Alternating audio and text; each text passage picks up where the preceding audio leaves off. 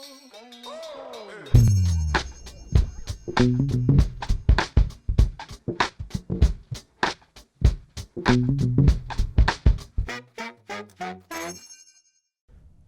back to our company podcast as we bring you part 2 of my conversation with Dave Marcinkowski, one of our founding partners, and Dave Gilles, our Chief Executive Officer. In part 1, we started the discussion of community and what it means for us to care for one another, what it means for us to be a people who are driven for community, that we are truly interconnected in more ways than we even know. We understand, and we hope you are beginning to understand, that no man is an island. Here is part 2. Hope you enjoy. We understand that not everyone's going to like all of their coworkers or everyone that's in their community. It's just that's not realistic. But what is realistic is you will respect that person or other person's opinions or views. And what you'll find, if you approach everyone with respect, you start to grow. Yeah. You start to learn because you can see it in a different light.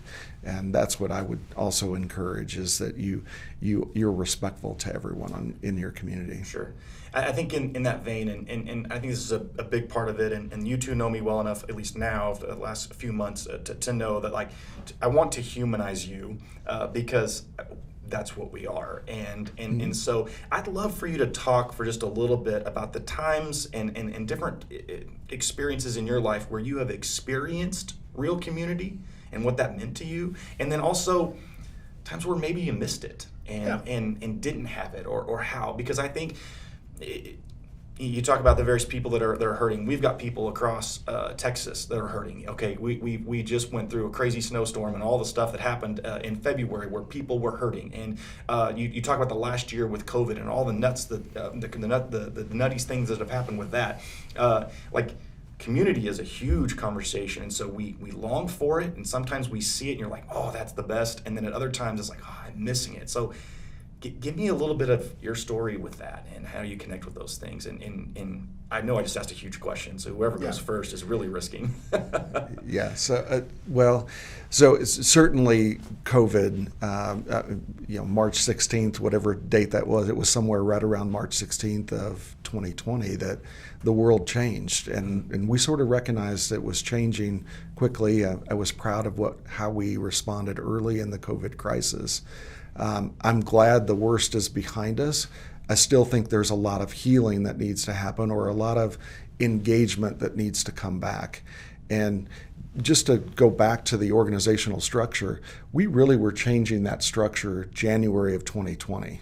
So in a way, we're still like 2 months into it, because COVID threw everything that was normal out of normal. Yeah. And so it was more about how do we function in a new world versus how do we get organized around a new structure in 2020. So look for us to do a lot more stuff around the structure, a lot more defining around the structure, so there's more clarity for folks to understand.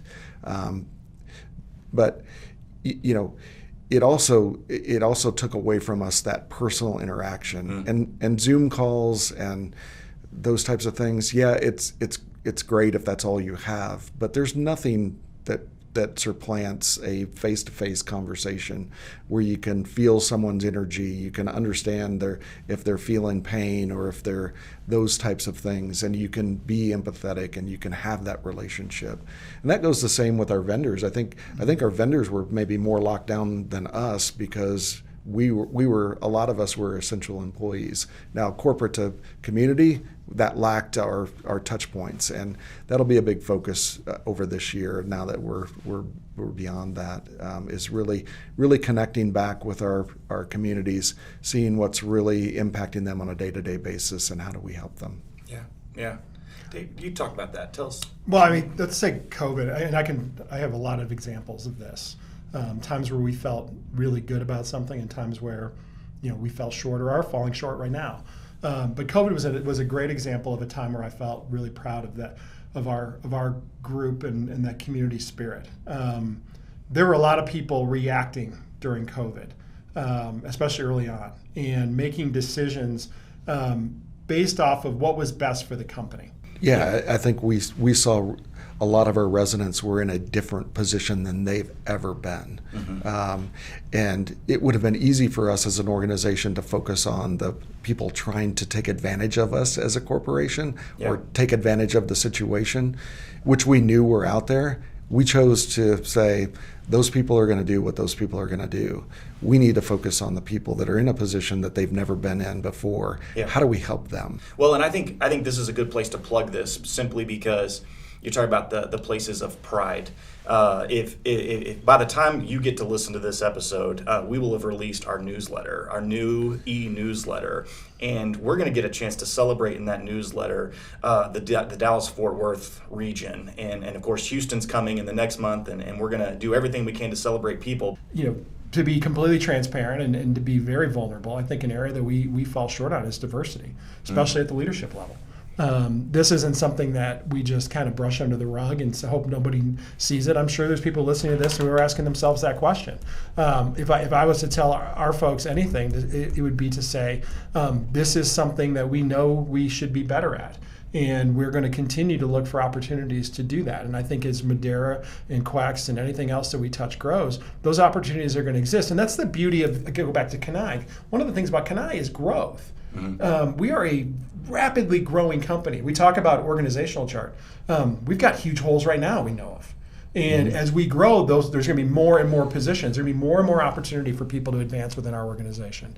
And we are excited to be able to offer that to people who work with us today, and also to attract folks from other industries to come work with us to make our community that much better.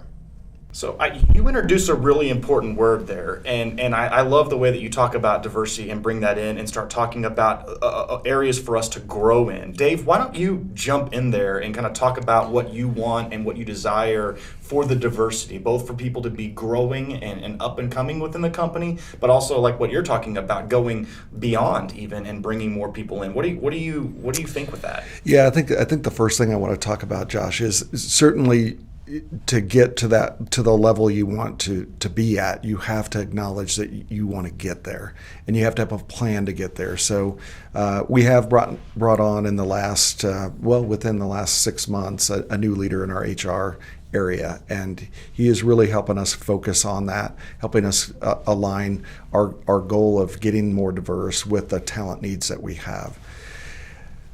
I will say that what we strive to do and aspire to attain is growth from within. And I'll just tell you my background. I told you I was in public accounting for 17 years, 19 years. My first job out of college actually led me to where I am today. I was hired in public accounting, as I said, and switched to the cable industry in 2000. Well, ironically, that was because people I had worked with at the public accounting firm actually started Charter Communications. Okay. And so I was then hired over. So I bring that up because when I started as a new guy out of college, I was a farm boy, right? None of my aunts or uncles, none of my parents worked in an office. And my first job, I was going to be the best whatever I was assigned to be. If that was a copier, if that was stapler, I was going to do that. And that led 10 years later to an opportunity in another whole nother industry for me. And I would just say we need to pay attention to people that are doing the little things correctly, because we don't need to hire people for the talent they possess. We would like to hire people or promote people for their energy that they bring, their attention to detail, their willingness to do things out of their comfort zone, their willingness to help and be a good teammate. Yeah. Those are the people that I want to see moving up through our ranks. And if we can get that to happen, we're going to have our diversity, because we're very diverse at our community level. I'm very proud of how diverse we are at the community level. We need that to come up through the organization, fill critical roles for us. It also fulfills the need that we have both on the Madera side, but maybe even more so on the Quex side. Our Quex tagline is that we're built for operators by operators. And you'll start to see us snag some talent on the Madera side and plug it in over at the Quex side, because we truly want to live that motto. Mm-hmm. We want to be fully understanding and have the talent of an operator sitting at Quext. Yeah. I've had, is Madera, Quext, and these other things we're doing, is it for everybody? Is everybody invited to play with us and be a part of it? And the answer is yes. But it comes with some conditions. We want to be very inclusive. But these values, the things that Dave and I are talking about, are talking about right now, this is who we are as a group. It doesn't mean that you have to drink the Kool-Aid and be a part of a cult. It just means that you have to be able to appreciate and respect those values and willing to work within those values. And the beauty of it is that they don't put a box around you. What these things do is they tear down walls. If your values are good, they're going to tear down all the walls, which is scary in that you've got to step out and do something that maybe isn't very comfortable. But if you do that, then we believe very strongly you're going to have success. And then as these doors open up for more growth within our organization, which we want to have an endless amount of growth in our organization for our people. When people step into our company, they go, "Hey man, I started there, but look where I am today." Yeah. We want that to be available for everybody. Yeah. Yeah, and if you embrace those two, it's not, it's success, but I often say it's true satisfaction. Yeah. There is no other way for me, and I know you're kind of wired the same way, and Josh, you strike me as the same person. Personal success is hard to celebrate. Team success is really easy to celebrate and really fun and extremely satisfying. When you know you're part of a team that accomplished something, that's meaningful. I mean, if you do something on your own and it's just you, who are you going to celebrate with? Right. Yeah. It's really difficult to celebrate a personal success, but the team success, it's just awesome. Well, and there's a beauty to what you're saying with that. I don't mean to cut you off. I apologize. No. Go. What I was going to say in that conversation was, and I think our culture sometimes feeds us this idea that if we don't take care of ourselves, nobody else will. And yet that's the exact opposite of the cultural value stuff that we desire for our community. That's here. exactly right. And the point being that when one person steps forward, the team takes a step forward. And everybody is doing well in that conversation. I grew up in a small town, and there's pros and cons to small towns. One is everybody knows what you're doing. That's the pro. The con, everybody knows what you're doing. But I often thought, in a small community, there are a lot of good things, but one of the negative ones was everyone thought they were competing with each other. Mm-hmm. No, there is so much opportunity out there, and don't think you're in competition with the next person. Help the person around you succeed, because that's going to help you succeed. There are so many opportunities for you to grow inside of Madera or Quex. It's not limited. Thank you for having watched or listened to this second piece of the community conversation, one of our core values with the Daves. We believe in the value of community, that camaraderie can be experienced, and that it is of utmost value. We can't wait to give you the final piece of this episode. It'll be on its way shortly to you. Thank you for listening or watching to Touch Base.